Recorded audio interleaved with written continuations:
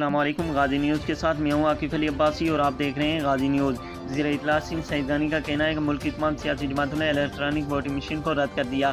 तफसीलात के मुताबिक वज़ीर इत्तलात सईदानी ने कराची में मीडिया से गुफ्तगू करते हुए कहा कि इलेक्ट्रॉनिक वोटिंग मशीन PTI की आइंदा इलेक्शन के लिए प्री-पोल रैंकिंग है। वज़ीर इत्तलात सिंध सईदानी का कहना है कि people party electronic voting machine को मुस्तरद करती है। इंतखाबी इस्लाहत करना इलेक्शन कमीशन का काम है, PTI हुकूमत का नहीं। मुल्क की तमाम सियासी जमातों ने इलेक्ट्रॉनिक वोटिंग मशीन को रद्द कर दिया। सईदानी ने कहा कि इलेक्शन के दौरान इलेक्ट्रॉनिक मशीन के जरिए कुव्वतें अपने मकासद हासिल करने और मनपसंद जमात को जितवाने के लिए इस मशीन से नताइज तब्दील कर सकते हैं। 2018 के इंतखाबात में RTS का तजर्बा किया गया। गुज़श्ता इंतखाबात में RTS बैठ गया था और नताइज तब्दील किए गए थे। वज़ीर इत्तलात सिंध सईदानी ने मज़ीद कहा कि इस्टेब्लिशमेंट का इंतखाबात में रोल ख़त्म करना होगा।